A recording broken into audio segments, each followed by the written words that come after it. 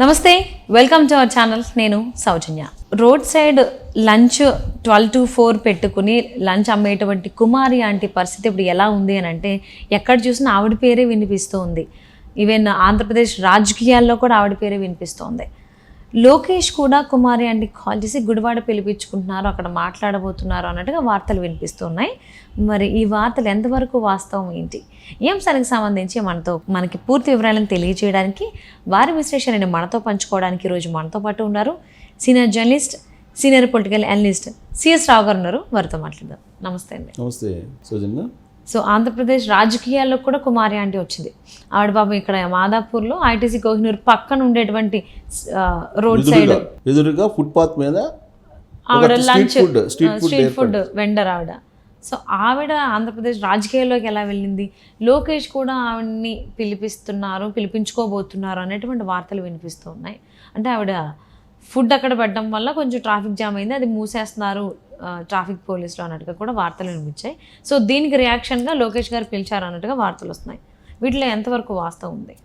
ఒకటేంటంటే అసలు రాజకీయాల్లో అభ్యర్థులు ఎంపిక, అసలు రాబోయే ఎన్నికలకు ఎలా సంసిద్ధం కావాలి, ఈ పొత్తు వ్యవహారాలని ఏ విధంగా తేల్చాలి, అసలు రాబోయేటువంటి ఎన్నికల యుద్ధాన్ని ఏ విధంగా ఎదుర్కోవాలి అనే దాని మీద తలమునకలు అయి ఉంటారు సహజంగా నేతలందరూ కూడా.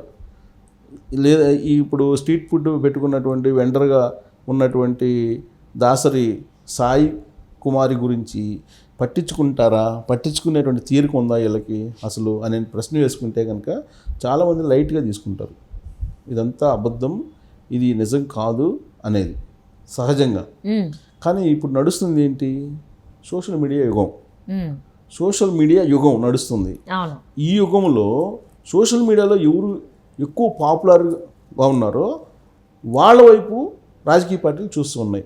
ఆ పార్టీల అధినేతలు చూడకపోయినా కానీ ఆ పార్టీలకి సోషల్ మీడియా విభాగాలు ఏదైతే ఉన్నాయో ఆ విభాగాలు నడిపేటువంటి వాళ్ళు ఇలాంటి వాళ్ళ వైపే చూస్తున్నారు. దానికి ప్రత్యక్ష నిదర్శనం ఏంటంటే జగన్మోహన్ రెడ్డి యూట్యూబర్స్ ఎవరైతే ఉన్నారో వాళ్ళని పిలిపించారు.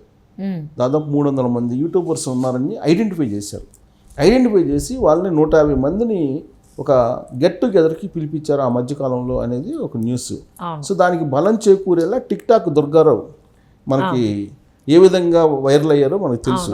ఆయన సీఎం ఆఫీసుకు పోయి సీఎం చైర్లో కూర్చొని అక్కడి నుంచి జగన్మోహన్ రెడ్డి పరిపాలన అద్భుతంగా ఉంది, జగనన్న పథకాలు అద్భుతం అని చెప్పి ప్రచారం చేశారు కదా.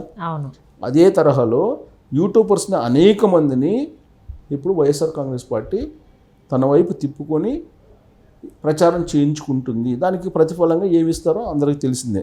ఎవరి పాపులారిటీకి తగ్గట్టు వాళ్ళకి ఆ ప్రతిఫలం అనేది ఉంటుంది. సో వాళ్ళందరినీ ఎందుకు అటాక్ చేస్తున్నారంటే ఇప్పుడు నడుస్తుంది సోషల్ మీడియా యుగం కాబట్టి వాళ్ళ ద్వారా ప్రచారం చేపిస్తే, ఎన్నికల ప్రచారం కానీ లేదంటే పార్టీ ప్రచారం కానీ చేపిస్తే ప్రజల్లోకి బలంగా వెళ్తుంది అనేటువంటి ఒక ఆలోచన ఇప్పుడు చేస్తూ ఉంది రాజకీయ పార్టీలు.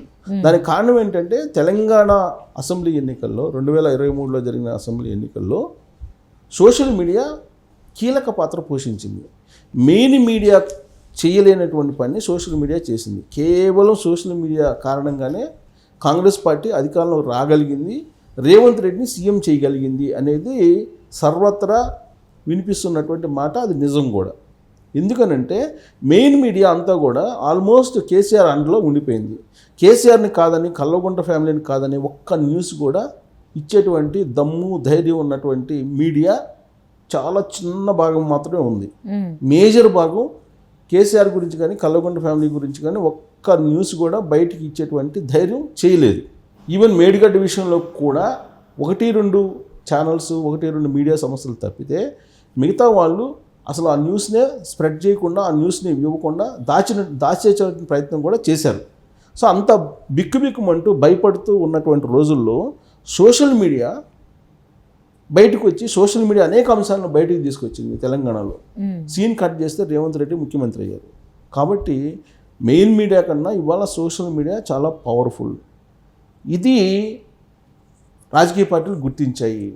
దాంతో ఇప్పుడు ఎవరికి వాళ్ళే సోషల్ మీడియా వింగ్స్ని పెట్టుకొని దానికి సోషల్ మీడియాకి సంబంధించినటువంటి వాళ్ళని, డిజిటల్ మీడియాకి సంబంధించినటువంటి వాళ్ళని వాళ్ళ పార్టీల వైపు మొగ్గు చూపేలా ప్రయత్నం చేస్తున్నటువంటి ప్రస్తుత తరుణంలో ఇప్పుడు పాపులర్గా ఉండేటువంటి వాళ్ళని, సోషల్ మీడియా వాళ్ళని, రకరకాల రంగాల్లో ఉండేటువంటి వాళ్ళని ఆకర్షించే ప్రయత్నం చేస్తున్నారు. దాంట్లో భాగంగా ఇప్పుడు దాసరి సాయి కుమారి వైపు అటు వైఎస్ఆర్ కాంగ్రెస్ పార్టీ చూపు పడింది, ఇటు తెలుగుదేశం పార్టీ చూపు కూడా పడింది. సహజం కదా అది, ప్రచారం కోసం. సో ఆ క్రమంలో తెలుగుదేశం పార్టీకి సంబంధించినటువంటి సోషల్ మీడియా కూడా ఇప్పుడు అసలు ఈమె సాయి కుమార్ ఎవరు, ఎక్కడి నుంచి వచ్చారు, ఎక్కడి నుంచి ఈమె నేపథ్యం ఏంటి అసలు అనేది దాని మీద ఎంక్వైరీ చేయడం మొదలుపెట్టారు. ఆ ఎంక్వైరీలో గుడివాడ నుంచి ఈమె హైదరాబాద్కి వచ్చారు 2011లో. అప్పటి నుంచి ఈమె ఇక్కడ ఉపాధి కోసం వస్తూ ఉన్నారు. కానీ బేసిక్గా గుడివాడకి చెందినటువంటి మహిళ ఈవిడ. సో గుడివాడలో బతకలేనటువంటి పరిస్థితుల్లో హైదరాబాద్కు ఉపాధి కోసం వచ్చి ఈ పని చేస్తున్నారు, స్ట్రీట్ వెండర్గా మారారు అనేది తెలుగుదేశం పార్టీ తేల్చుకుంది, వైఎస్ఆర్ కాంగ్రెస్ పార్టీ కూడా తెలిసింది.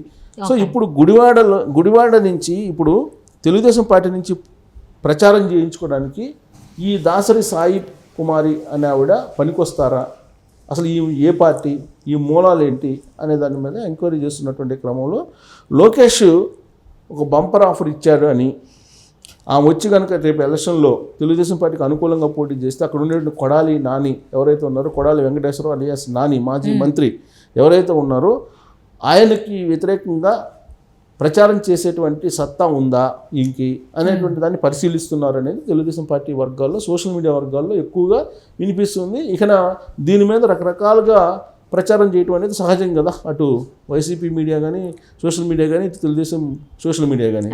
సో లోకేష్ ఏదో బంపర్ ఆఫర్ ఇచ్చారని, ఆమెను పిలిపించుకుంటున్నారని, ఆమెతోటి గుడివాడలో వ్యతిరేకమైన ప్రచారం కొడాలి నానికి చేపిస్తారని ఇలాంటివి జరుగుతుంది. ఆల్రెడీ ఇప్పుడు బలమైనటువంటి అభ్యర్థి తెలుగుదేశం పార్టీకి అక్కడ పనిచేస్తూ ఉన్నారు.